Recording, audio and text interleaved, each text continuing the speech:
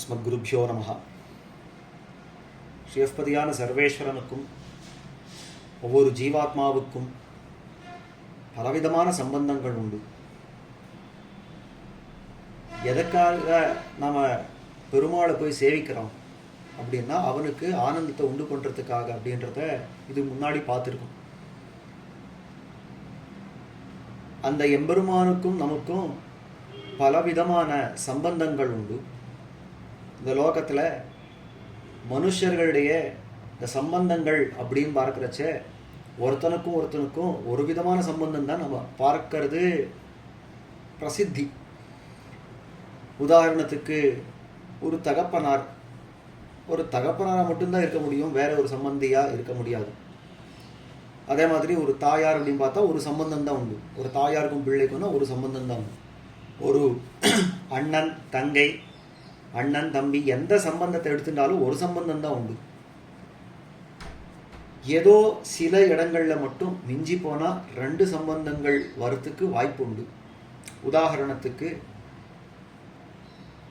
இந்த ஸ்வயம் ஆச்சாரிய புருஷர்கள் இருக்கிறாளே, அவர்கள் ஆசிரயிக்கணும் அப்படின்னா தங்களுடைய பாட்டனார், தாத்தாவையோ தகப்பனாரையோ இவரையே ஆசிரயிக்கிற போது அவர் தகப்பனாராகவும் இருக்க முடியும், ஆச்சாரியனாகவும் இருக்க முடியும். இந்த மாதிரி மிஞ்சி போனால் சில இடங்களில் மட்டும் சம்பந்தங்கள் அதிகமாக சேரும். ஆனால் நமக்கும் எம்பெருமானுக்கும் உண்டான சம்பந்தங்கள்னா ஒவ்வொரு ஜீவாத்மாவோடையும் எம்பெருமான் 9 விதமான சம்பந்தங்களை கொண்டிருக்கிறான். நவவித சம்பந்தம்னு காட்டுறான் நம்முடைய ஆச்சாரியர்கள். அதை கிரமேண ஒவ்வொன்றா பார்க்கலாம். இப்போதைக்கு அந்த சம்பந்தங்களுக்குள்ள நமக்கும் பகவானுக்கும் இருக்கிற ஒரு மிக நெருங்கிய அந்த சம்பந்தம் எது அப்படின்னாக்கா போக்திரு போக்ய சம்பந்தம் அப்படின்னு பார்ப்போம். எம்பெருமான் என்னவா இருக்கிறான் அப்படின்னாக்கா போக்தாவா இருக்கிறான், அனுபவிக்கிற ஒரு வியக்தியா இருக்கிறான். நாம என்னவா இருக்கிறோம்? நாம் அப்படின்னா இங்க சொல்றது ஜீவாத்மாக்களை, ஜீவாத்மா எல்லாரையும் சொல்றது. இப்போ இந்த ஜீவாத்மாக்கள் என்னவா இருக்கிறது அப்படின்னாக்கா அனுபவிக்கப்படுற வஸ்துவா இருக்கிறது. இப்போ நம்ம கோவில்ல சக்கர பொங்கல் அப்படின்னு வாங்கி சாப்பிட்றோம், வேற பதார்த்தங்கள் தின்பண்டங்கள் இதெல்லாம் வாங்கி சாப்பிட்றோம். இந்த மாதிரி சாப்பிட்றச்சே அதெல்லாம் அனுபவிக்கப்படுற வஸ்துக்களாக இருக்குது. எனக்கு சக்கர பொங்கல் ஆசை அப்படின்னா அதை அனுபவிக்கிறோம். எனக்கு வேற ஒரு மைசூர் பாக் ஆசைன்னா அதை அனுபவிக்கிறோம். அப்போது அனுபவிக்கிறவர்கள் நாங்கள், அனுபவிக்கப்படுற வஸ்து அந்த தின்பண்டம் அப்படின்னு சொல்கிறோமே, அந்த மாதிரி எம்பெருமான் அனுபவிக்கிறவன், அவன் அனுபவிக்கிற வஸ்து நாங்கள் ஜீவாத்மாக்கள். இந்த போக்திரு போக்ய சம்பந்தத்தை சாஸ்திரங்கள் பலமுகமாக காட்டியிருக்கிறது. அதை நம்ம சுலபத்தில் தெரிஞ்சுக்கணும் அப்படின்றபடியால எம்பெருமான் பலவிடங்களிலும் பல சேஷ்டிதங்களை எல்லாம் பண்ணி காட்டியிருக்கிறான். அதில் ஒரு பிரசித்தமான ஒரு சரித்திரத்தை இப்பொழுது பார்க்கலாம்னு தொடங்க. எம்பெருமான் கண்ணனை அவதரித்த காலத்தில் அந்த திருவாயூர்பாடி அப்படின்னு சொல்லக்கூடிய அந்த திவ்ய தேசத்திலே அவன் அவதரிச்சான். அந்த விருந்தாவனத்தில் அவன் வளர்ந்தான் அப்படின்னு பார்க்கணும். அப்படி வளர்ற காலத்தில் ஒரு நாள் கண்ணன் கார்த்தால எழுந்து பார்க்கிறான், ஊரே பெரிய கோலாகலமாக இருக்கிறது.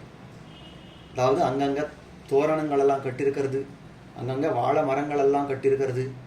எல்லாரும் சம்பிரமமாக அங்கே இங்கே ஓடி ஆடி வேலை பார்த்துட்டு இருக்கான்.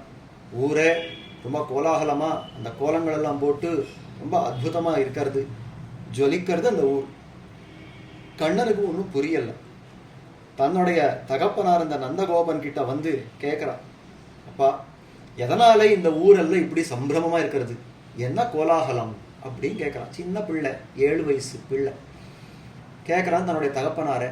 அந்த காலத்தில் அவர் சொல்கிறார், சுற்றி ஊர் பெரியவர்கள் எல்லாம் சேர்ந்திருக்கிற காலத்தில் அவர் சொல்கிறார், இது ஒரு அன்னக்கூட்டம், அதாவது இந்திரனுக்கு நம்ம வருஷா வருஷம் பண்ணக்கூடிய ஒரு கிரியை அப்படின்ற. அப்படின்னா என்ன அப்படின்னு கேட்குறாங்க கண்ணன். அதுக்கு தான் சொல்கிறார், இல்லைப்பா இந்த இந்திரன் இருக்கிறானே, இந்த இந்திரன் தான் மழைக்கு தேவதை. அந்த இந்திரனை நம்ம சந்தோஷமாக வச்சால் நமக்கு வேண்டிய மழை, வேண்டிய விளைச்சல் இதெல்லாம் நன்னா கொடுப்பான். அது அதிவிருஷ்டியும் ஆகாம அனவிருஷ்டியும் ஆகாம இந்த மாதிரி பார்த்துக்கணும்னா அவருடைய அனுகிரகம் ரொம்ப முக்கியம் நமக்கு. ஆனபடியாலே இந்த சாஸ்திரங்கள் எல்லாம் சொல்றது இத்தனை அன்னங்கள் எல்லாம் கூட்டமா போட்டு அந்த அந்த அன்னத்தை அவனுக்கு படைக்கணும். அப்போ அவன் திருப்தியை அடைஞ்சு நம்முடைய இந்த அன்னத்தை எல்லாம் கொண்டு அப்போ அவன் அந்த மழை பொழியிறான் அப்படின்னு சாஸ்திரங்கள் பெரியவர்கள் எல்லாம் காட்டியிருக்கிறார். இது தொன்று தொட்டு நடந்து வரக்கூடிய ஒரு சடங்கு. ஆனபடியால நம்ம ஊர்ல இருக்கிற எல்லாருமா சேர்ந்து இந்த காரியத்தை பண்ணிருக்கோம். என்ன பண்ணணும் அப்படின்னு கேட்டா கண்ணன் அதுக்கு தான் சொல்றா, ஒன்றும் இல்லை, அந்தந்த கிரகங்கள்ல யாரெல்லாம் இருக்கிறாளோ அவர்கள் தங்களால முடிந்த அளவுக்கு அந்த அன்னங்கள் எல்லாம் படைக்கணும். அந்த பக்ஷங்கள், போஜ்யங்கள், லேஹ்யங்கள், சோஷங்கள் அப்படின்னு எத்தனை விதமா இருக்கிறதோ எல்லாவற்றையும் அவாவா என்ன முடிகிறதோ எல்லாத்தையும் தாங்கள் தயார் பண்ணினதுக்கு அப்புறம் எல்லாத்தையும் ஒரு வண்டியில சேர்த்து, வண்டிகள்ல சேர்த்து எல்லாத்தையும் எடுத்துன்னு போய் ஊர் வெளியில அந்த இந்திரனுக்கு இதை படைக்கணும். அந்த இந்திரனுக்கு இது எல்லாத்தையும் பலியா கொடுத்து அவனுக்கு திருப்திப்படுத்தணும் அப்படின்னு சொன்ன உடனே கண்ணன் சொல்றான், இது எனக்கு ஏதோ சரியா வரலையே. கண்ணன் பார்த்தான், இந்த தேவதாந்தரன் பக்கத்துல இவ எல்லாம் போய் வழிபடுறது அவ்வளோ உச்சிதமா இல்லையேன்னு தோணித்து கண்ணனுக்கு. ஏன்னா இந்த கோபர்கள், இந்த கோபிகைகள் எல்லாம் இருக்கிறாளே, கண்ணன் அவ்வளோ பிராணமா இருக்கிறான். அப்படி இருக்கிறவா கண்ணனுக்குன்னே இருக்கணுமே ஒழிய இந்த தேவதாந்தரம் பக்கத்துலயும் போய் தாங்கள் இந்த வழிபடக்கூடாது, அந்த தோஷத்தை தவிர்த்துடணும் அப்படின்னு பார்த்த அந்த எம்பெருமான் கண்ணன் அவன் சொல்றான், நான் ஒரு யோஜனை சொல்றேன் கேட்குறீங்களான்னு. என்னது? அதுதான் சொல்றா கண்ணன், நாம நிஜமா ஆராய்ந்து பார்த்தோமே ஆனால் நம்முடைய பசுமாடுகள் எல்லாம் எங்க போய் மேயறதுன்னு கொஞ்சம் யோசனை பண்ணி பாருங்கோ. எங்க என்ன கோவர்தன மலையில தான் போய் மேயறது. சரி, மழையெல்லாம் எப்படி வருதுன்னு யோசனை பண்ணி பாருங்கோ. அந்த மேகங்கள் எல்லாம் அந்த மலை உச்சியில வந்து நின்னால் அங்கதான் மழை பொழியறது. அப்போ இந்த மழை பொழியறதுக்கோ இந்த விளைச்சலெல்லாம் நன்னா வருத்தக்கோ இந்த அதாவது இந்த பசு மாடுகள் எல்லாம் இருக்கிறத இதெல்லாம் நன்னா சமிருத்தமா இருக்கிறதுக்கோ மூல காரணம் அப்படின்னு பார்த்தா இந்திரன் கிடையாது, இந்த கோவர்தன மலை தான். ஆனபடியாலே நாம ஒண்ணு பண்ணுவோம், இந்திரனுக்கு நாம என்ன நன்றி கடன் பட்டிருக்கிறோம் அப்படின்னு சொல்லி இதெல்லாம் படைச்சுட்டு இருக்கோமோ இது அத்தனையும் கொண்டு போய் கோவர்தன மலைக்கு படைப்போம். நாம அங்க நன்றி கடன் காட்ட வேண்டாமா, இந்த கோவர்தன மலைக்கு படைப்போம் அப்படின்னு சொன்ன உடனே அந்த ஊர்ல அந்த காலத்துல இருந்த பெரியவர்களுக்கு எல்லாம் ஒரு நல்ல குணம் என்னன்னா, கண்ணன் சொன்னா வேண்டாம் மறுக்கிறது இல்லை. அந்த சின்ன பிள்ளையாச்சே இவன் என்ன சொல்றது நான் என்ன கேட்கறதுன்றது கிடையாது. அவன் என்ன சொன்னாலும் ஆமா அப்படின்னு ஒத்துக்கிற ஜனங்கள் உடனே சொன்னா கண்ணன் சொல்றதுதான் சரி. இந்த பிள்ளைகள் எல்லாம் ஒரே ஆர்ப்பாட்டம் பண்ணிட்டு கண்ணன் சொல்றதுதான் சரி, நாங்களும் அந்த கண்ணனுடைய வார்த்தையை தான் கேட்போம் சொன்ன உடனே பெரியவர்கள் எல்லாம் ஒத்துவிட்டான். உடனே என்ன ஆச்சுன்னா கோலாகலமா எல்லாரும் அந்த வண்டிகள்ல அந்த தாங்கள் சித்தப்படுத்தின அந்த உணவுகள் எல்லாம் எடுத்துட்டு கிளம்பி நான் கோவர்தன மலைக்கு போய் சேர்றான்.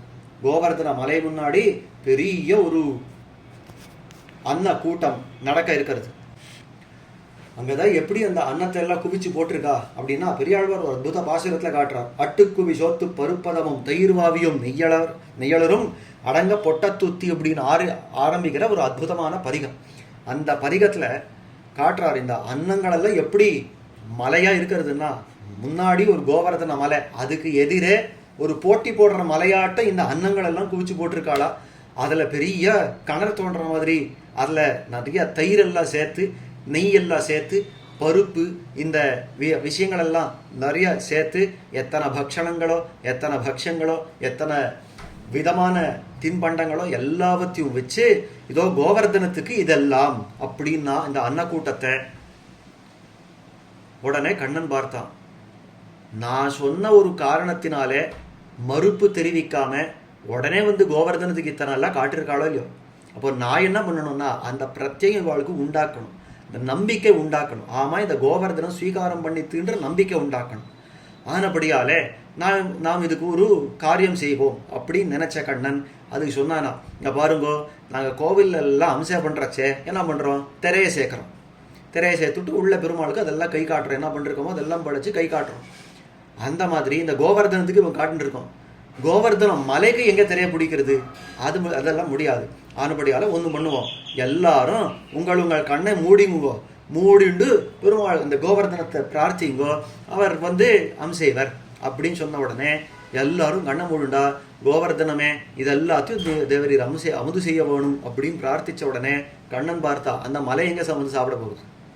ஆனபடியாலே ஒன்று பண்றேன் அப்படின்னு தானே அந்த மலை உருவமா எடுத்துட்டானா, அகம் கோவர்தனோஸ்மின்னா மொத்தத்தையும் தன் வயிற்றுக்குள்ள அடக்கிவிட்டான் எம்பெருமான். உலகமுண்ட பெருவாயனையோ எம்பெருமான். அப்போ மொத்தம் 17-14 லோகங்களையே தன் வயிற்றுல அடக்கிக்கிறவன். இதெல்லாம் என்ன பெரிய விஷயமே இல்லை அவனுக்கு. மொத்தத்தையும் ஒரு வாய் மிச்சம் இல்லாமல் எல்லாத்தையும் சாப்பிட்டுட்டான். சாப்பிட்ட உடனே அவன் காட்டுறான், அவன் கண்ணன் எல்லாருக்கும் சொல்றான், இதோ பாருங்க, கண் திறந்து பாருங்க, கோவர்தனம் ஒரு மூர்த்தி எடுத்துட்டு எல்லாத்தையும் சாப்பிட்டுருக்கு, பாருங்க பாருங்கன்னு உடனே எல்லாருக்கும் அவ்வளோ ஆசை. ஆஹா, இத்தனை நாள் நாமளும் இந்திரனுக்கு படைச்சோம், ஏதோ நாம இந்திரனுக்கு கொடுத்தோன்ற நம்பிக்கையில மட்டும்தான் இதெல்லாம் நாம சாப்பிட்டு போயிட்டு இருந்தோம் வழிய, இன்னைக்கு கோவர்தனத்துக்கு படைச்ச உடனே நிஜமாவே ஒரு மூர்த்தி எடுத்துட்டு இந்த கோவர்தனம் சாப்பிட்டுருக்கேன். அப்போ இனிமேல் இந்த கோவர்தனத்துக்குத்தான் இந்த அன்னக்கூட்டம் அப்படின்னு சொன்ன உடனே இந்திரனுக்கு வந்தது பசி கோபம். அவன் 7 நாள் விடாம மழையை பொழிஞ்சான். அது கல் மாறிய பொழிஞ்சான். அந்த கல் மாறிய அந்த கோவர்தனத்தை எடுத்தே காத்து கொடுத்தான் எம்பெருமான் அப்படின்றதெல்லாம் மேற்கொண்டு உண்டான சரித்திரம். இதெல்லாம் எதுக்காக சொல்ல வந்தேன் அப்படின்னா, அந்த எம்பெருமான் அன்னைக்கே ஒரு அன்னக்கூட்டத்தை நடத்தி காட்டிருக்கிறான். இப்போ சமீபத்தில் நம்முடைய கோவிலில் ஒரு அன்னக்கூட்டம் நடந்ததே, ஒரு போன வாரத்தில் நடந்ததே இந்த அன்னக்கூட்ட உற்சவம். அந்த அன்னக்கூட்ட உற்சவம் இதை ஞாபகம் படுத்திக்கிற விதத்தில் தான் வந்தது. இப்போ எல்லா கோவில்கள்லையும் பல காலங்களில் இந்த அன்னக்கூட்ட உற்சவங்களை நடத்துகிறா. அந்த அன்னக்கூட்ட உற்சவம் நடத்துறதே இந்த காரணத்தினாலே தான். என்னன்னா, பல பிரமாணங்கள் உண்டு. இப்போ ஆகமங்களில் கேட்டால் ஒரு குறிப்பிட்ட காலத்துக்கு, இப்போ ஒரு மாதமோ இல்லை ஒரு வருஷமோ, அந்த குறிப்பிட்ட காலத்துக்கு அந்த கோவிலில் நைவேத்தியத்தில், அதாவது அமுதுபடியில் என்னெல்லாம் குறை இருக்கிறதோ அந்த குறையெல்லாம் தீர்றதுக்காக அதுக்கு ஒரு பிராயஷ்சித்தமாக இந்த அன்னக்கூட்ட உற்சவத்தை நடத்த வேணும் அப்படின்னு ஆகமம் காட்டுறது. அது ஒரு காரணம். ரெண்டாவது, இந்த கண்ணனே நடத்தி காட்டிருக்கிறான். கோவர்தனத்துக்கு முன்னாடி அவன் எப்படி நடத்தணும் அப்படின்னு நடத்தி காட்டிருக்கிறான். கண்ணன் தானே வந்து செய்து இருக்கிறான்னு காட்டியிருக்கான். அப்போ அந்த கண்ணனுக்கு ஆசையாக நாம் எல்லாம் படைக்கிற இந்த பிரசாதம், இந்த போகம் தான் அன்னக்கூட்டம். இதெல்லாம் ஒரு பக்கம் இருந்தாலும் இப்போ நிஜமாவே அன்னக்கூட்டம்னா என்ன, நமக்கு என்ன இதில் என்ன புரியுறது அப்படின்னு நாம் தெரிஞ்சுக்கணும்னா அதுக்கு தான் இப்போ விஷயத்துக்கே வரேன். இந்த அன்னக்கூட்டம் அப்படின்னு இருக்கிறது அப்படின்னு அர்த்தம்னா அன்னங்களுடைய ஒரு சேர்க்கை, கூட்டம் அப்படின்னு பேர். அந்த அன்னம்னா என்ன? அவன் எல்லாம் என்னத்தை அன்னமாக போடுறவங்க, வெள்ளை சாதத்தை அன்னம் அப்படின்னு நினச்சிக்கிறோம். வெள்ளை சாதம் அன்னம் தான். ஆனால் அன்னம்னு ஏன் பேர் பெத்தது? அத்தியதே அத்திச்ச அப்படின்னு வியுத்பத்தி 2 காட்டுறது. அத்தியதே தான் அனுபவிக்கப்படுறது, தான் சாப்பிடப்படுறது. அதே மாதிரி அத்திச்ச தானும் சாப்பிட்டுடுறது, தானும் அனுபவிக்கிறது. இது 2 இருக்கிறது தான் அன்னம்னு பேர். அன்னம், வெள்ளை சாதத்தை அன்னம் சொல்றோமே, அந்த வெள்ளை சாதத்தை சாப்பிட்றோமே, அது நம்ம சாப்பிட்றதுன்னா புரியுறது சுவாமி, அது நம்ம சாப்பிட்றதுன்னா எனக்கு புரியலையா, அது எப்படி நம்ம சாப்பிட முடியும் அப்படின்னா வேற ஒன்றும் இல்லை. அது அளவோட சாப்பிட்டா நாம் அதை சாப்பிடலாம். அளவு மீறி இல்லை மித்தியம், அதாவது ஒரு நியமத்தை மீறி நாம் அதை சாப்பிட்டால் அது நம்ம சாப்பிட்டுடும். உடம்புக்கு எத்தனை ரோகங்கள் கொண்டு கொடுக்கறதோ எல்லாத்தையும் கொண்டு அது நம்ம சாப்பிட்டுடும். பிரசித்தமாக சொல்கிறது உண்டு, ஒரு வேளை சாப்பிட்டவன், ஒரு வேளை உண்டவன் யோகின்னு பேர் பெறுறான். 2 வேளை உண்டவன் போகி, 3 வேளை உண்டவன் அதுக்கே ரோகின்னு பேர். 4 வேளை 5 வேளை இப்போ எல்லாம் சொல்ல போகிறான் 6 வேளை சாப்பிடணுன்ற இன்னைய காலத்தில் இந்த மருத்துவர்கள் எல்லாம். அப்போ இவருக்கு என்ன பேர் வைக்கலாம்? தமிழில் பேரை கிடையாது. நம்ம ஊர் பக்கங்களில் கன்னடத்தில் சொல்லுவா பொத்கோன் ஹோகி அப்படின்வான். அதாவது 4 பேர் அந்த தோளில் வச்சுட்டு போங்க, அவனை தோளில் தூக்கின்னு போங்க அப்படின்னு அர்த்தம். அப்போ அந்த மாதிரி ஆகிடும். அப்போது இந்த அன்னம் அப்படின்றது இருக்கிறதே, எதனாலே இந்த வெள்ளை சாதத்துக்கு அன்னம்னு பேர் வந்ததுன்னா, அளவோட ஒரு நியமத்தோட சாப்பிட்டால் நாம் அதை சாப்பிடலாம், அதை மீறி சாப்பிட்டால் அது நம்ம சாப்பிட்றதுன்றபடியாலே அது அன்னம்னு பேர். இது வெறும் வெள்ளை சாதத்துக்கு மட்டும்தான் அன்வைக்குமான்னா கிடையாது. சாப்பிட்ற பதார்த்தம் எதுவாக இருந்தாலும் அதுக்கு எல்லாம் அன்னம்னே பேர். அந்த மாதிரி இப்போ நம்ம சொல்லிட்டு இருக்கிற ஒரு அன்னம் எது அப்படின்னாக்கா, இது சாப்பிட்ற பதார்த்தம் அச்சேதனமே இல்லை, இது ஒரு சேதனனை சொல்றது, நம்ம எல்லாம் சொல்றது அன்னங்கள் அப்படின்னு. எப்படி சொல்றது? உபனிஷத்து, தைத்தரிய உபனிஷத்து சொல்றது அகமன்னம் அகமன்னம் அகமன்னம், நான் தான் அன்னம் நான் தான் அன்னம். இந்த வைகுண்டத்துக்கு போனதுக்கு அப்புறம் அந்த எம்பெருமான் அவனுடைய ஆனந்தத்துக்காக இந்த ஒவ்வொரு ஜீவாத்மாவையும் தான் விநியோகம் கொள்றானே, அந்த காலத்துல இந்த ஜீவாத்மா தான் அன்னமா இருக்கிறது அந்த எம்பெருமானுக்கு. அந்த ஜீவாத்மா அன்னமா இருக்கிறது அந்த எம்பெருமான் அத்தாவா இருக்கிறார். அதாவது அந்த அந்த ஜீவாத்மாக்களை தான் சாப்பிட்றவரா இருக்கிறான், தான் சேஷியா இருக்கிறான், நாமெல்லாம் சேஷபூதர்களா இருக்கிறோம் அப்படின்னு காட்டக்கூடிய ஒரு உபனிஷத் வாக்கியம் இந்த அகம் அன்னம் அப்படின்றது. அத்தா சராச்சர கிரகணாத் அப்படின்னு எல்லாம் விஷயம் காட்டுறது இந்த சாஸ்திரம். அப்போ அந்த எம்பெருமான் அத்தாவா இருக்கிறான். அத்தான்னா தமிழ் அத்தா இல்லை, சம்ஸ்கிருத அத்தா, அதாவது சாப்பிட்றவன், அனுபவிக்கிறவன் அர்த்தம். அதே மாதிரி இந்த அன்னம் அப்படின்னாக்கா அனுபவிக்கப்படுற விஷயம் அப்படின்னு அர்த்தம். அப்போ நாங்கள் ஜீவாத்மாக்கள் எல்லாம் இருக்கிறோமே, நாம தான் அந்த எம்பெருமானுக்கு அன்னம். அந்த எம்பெருமானுக்கு நாம இங்க பிரசாதம் போகமா காட்டக்கூடிய 1 கிலோ 2 கிலோ சாதமா வயிறு நெருப்ப போறது, அதெல்லாம் ஒரு மூலைக்கும் சேராது, எந்த மூலைக்கும் சேராது. உலகங்கள் அத்தனையும் தன் வயிற்றுல வச்சுக்கிற அந்த எம்பெருமானுக்கு இதெல்லாம் ஒரு சரக்கே இல்லை. பின்ன இந்த அன்னக்கூட்டம் அப்படின்னு சொல்றானே, அதுல என்னத்த பெரிய ஆனந்தத்தை அடையிறான் அப்படின்னாக்கா, அந்த அன்னக்கூட்டம்ன்ற வியாஜத்தை வச்சு இத்தனை 100-200 பேர் எம்பெருமானை சேவிச்சு கோவிந்தா கோவிந்தான்னு அந்த ஒரு கோஷத்தோட அந்த எம்பெருமானை சேவிக்கிறச்சே, அதுதான் அவனுக்கு ஆனந்தத்தை உண்டாக்குமே ஒழிய இந்த அன்னங்கள் எல்லாம் ஒண்ணுமே ஒரு விஷயமே இல்லை அவனுக்கு.